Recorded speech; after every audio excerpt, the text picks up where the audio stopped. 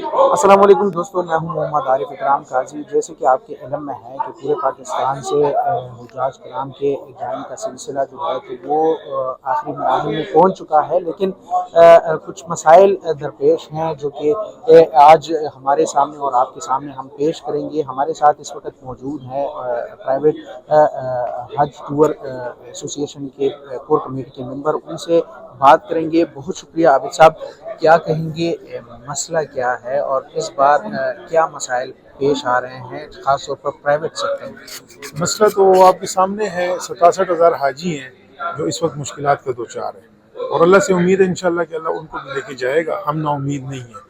یہ جو ہمیں ٹائم لمٹ دی گئی تھی 14 فروری کی، تو کچھ ٹیکنیکل باتیں ایسی ہیں کہ ہم پریس کانفرنس میں بھی آپ کو بتا چکے ہیں کہ ہمیں وہ پیمنٹ پہنچانے کے لیے 45 ورکنگ ڈیز کی ضرورت تھی، اور ہمیں ملے ہیں 12 دن، اور 12 دن میں اتنی ہیوی اماؤنٹ بھیجنا ممکن ہی نہیں تھا۔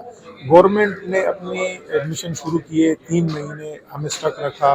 اگر اس دوران کسی نے کوشش بھی کی تو اس کو شوکاز نوٹس ملا، وہ موجود ہے، شوکاز نوٹس ریکارڈ میں ہے کہ ابھی آپ داخلے نہیں کر سکتے۔ ہمیں 14 فروری ڈیڈ لائن ہے، اور 10 جنوری کو ہمیں پالیسی اپروو ہوتی ہے، پھر 18 جنوری کو وہ پھر ہمیں بتاتے ہیں کہ آپ اپنے وہ کر لیں، داخلے کر لیں۔ مارچ میں ہمارے پیکیجز اپروو ہوتے ہیں۔ ہمارے ساتھ صرف پاکستان سے حاجی نہیں ہوتے، پوری دنیا سے جاتے ہیں جو اوورسیز پاکستانی ہیں، تو وہ جو پرائیویٹ کے ساتھ جاتے ہیں وہ سہولیات دیکھ کے تو پھر وہ کرتے ہیں۔ تو پیکیجز گورنمنٹ بناتی ہے، گورنمنٹ اپروو کرتی ہے۔ انہوں نے ہمیں مارچ میں پیکیجز دیے کہ ابھی آپ اس کو سیل کریں۔ تو جب فروری ڈیڈ لائن تھی اور مارچ میں ہمیں اجازت ملی تو کیسے ہم یہ پیمنٹ پہنچا سکتے تھے؟ جی، کتنی پیمنٹ تھی جو آپ لوگوں نے، پیمنٹ جمع کی گئی ہے کہ نہیں؟ پیمنٹ سب گئی ہے۔ اس وقت 67,000 حاجیوں کی جتنی پیمنٹ وہاں ریکوائر ہے، اس میں مکہ معظمہ کی اکاموڈیشن ہے، مدینہ منورہ کی اکاموڈیشن ہے، فوڈ ہے، ٹرانسپورٹیشن ہے، مینا عرفات کے انتظامات ہیں، ان سب کی پیمنٹ وہاں پہنچ چکی ہے۔ کیا کہیں گے، یہ مسئلہ کس کی وجہ سے اور کہاں سے پیش آیا، اور مسار کی آپ نے بات کی، اس بار کیا اس میں کوئی تبدیلی آئی؟ مسئلہ تو دیکھیں، ہماری گورنمنٹ نے جو ہمیں اسٹک رکھا ادھر سے شروع ہوا، پھر اسٹیٹ بینک کا مین وہ ہے کہ اسٹیٹ بینک ہمیں اجازت ہی نہیں دے رہا تھا۔ 3 لاکھ پہلے ایک گروپ ہوتا تھا 500 بندوں کا، ابھی اس وقت ایک گروپ ہے 2200-2300 کا، تو اس وقت بھی $3 لاکھ پر ڈے اجازت تھی، اور اس کے لیے بھی $3 لاکھ پر ڈے تھی۔ ہم نے کافی استدعا کی کہ ہمیں $10 لاکھ پر ڈے کی اجازت دی جائے، لیکن ہمیں اسٹیٹ بینک نے اجازت نہیں دی، جس کی وجہ سے یہ مسئلہ کھڑا ہوا۔ اچھا، کیا کہیں گے، کہاں تک آپ نے اپروچ کی ہے اور اب تک کیا کہیں گے، کہاں تک بات پہنچی ہے؟ دیکھیے، اپروچ کے لیے تو ہم نے ہر دروازہ کھٹکھٹایا ہے، ایک جگہ بھی ہم نہیں چھوڑی۔ پرائم منسٹر صاحب کے بھی نوٹس میں ہے، اس میں ہمارے وزارت جو ہے مذہبی امور سردار یوسف صاحب جو وزیر ہے انہوں نے کافی کوشش کی ہے، اس میں اسحاق ڈار صاحب نے کوشش کی ہے، 10,000 کا کوٹا ملا ہے۔ ہم یہ اپنی حکومت سے یہ اپیل کرتے ہیں کہ وہ سعودی گورنمنٹ سے اپیل کرے کہ ہمیں اس مرتبہ یہ ریلیف دے، یہ 67,000 حاجی چلے جائیں۔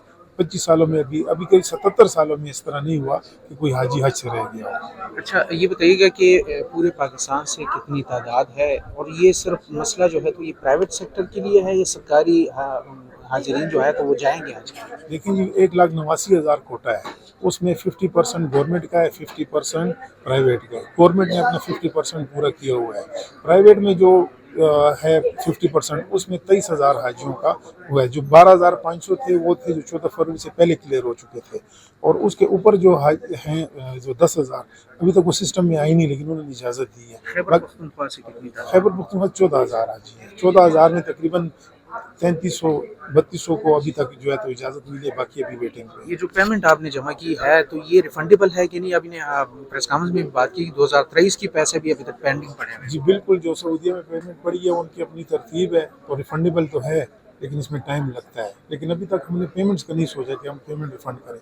ابھی ہمیں اللہ سے امید ہے کہ انشاءاللہ یہ حاجی جائیں گے۔ امید اچھی بات ہے، اللہ سے ہی رکھنی چاہیے، اور ہم بھی چاہتے ہیں کہ یہ لوگ چلے جائیں، لیکن اگر یہ مسئلہ حل نہیں ہوتا تو کیا کہیں گے، اس بار یہ پرائیویٹ سیکٹر والے رہ جائیں گے حج سے؟ انشاءاللہ رہیں گے نہیں، آپ نے تو بالکل وہ آخری بات کی، انشاءاللہ رہیں گے نہیں، لیکن ایسا ہوگا نہیں انشاءاللہ، اس طرح تو ہم نے سوچا نہیں، کیونکہ اللہ کے مہمان ہیں۔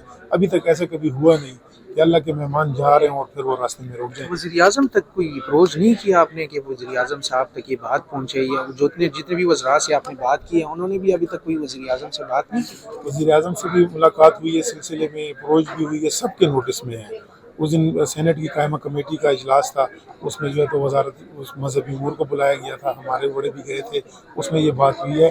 और 23 अप्रैल को जो है तो वज़ीर आज़म के साथ इस सिलसिले में टाइम भी है, जिसमें उससे यही अपील की जाएगी कि वो डायरेक्ट भी रब्ता करें MBS से, और जो है तो हमारा जो डेलीगेशन भी भेजे वहाँ पे कि उनसे बातचीत करके 67,000 के लिए रास्ता हमवार किया जाए। जिन्होंने आपको पैसे दिए हैं उनकी जानिब से क्या रिस्पॉन्स है? अभी तक वो पूछ रहे हैं, क्या कह रहे हैं? वो तो पुरुमीद है, वो हमसे रब्ता करते हैं। अभी तक किसी ने पैसों की डिमांड नहीं की कि हमें पैसे वापस करें। वो इसी पे हैं कि हमारे लिए कोशिश करें कि हम हज पे चले जाएं। ऐसी ऐसी कॉल्स आती हैं कि आप हैरान हो जाएंगे। बूढ़े लोग हैं, बच्चे हैं, वो कहते हैं हमने तो दावतें भी खा ली हैं, हमने तो पूरे ख़ानदान को बताया हुआ है, हमारी तैयारी कंप्लीट है।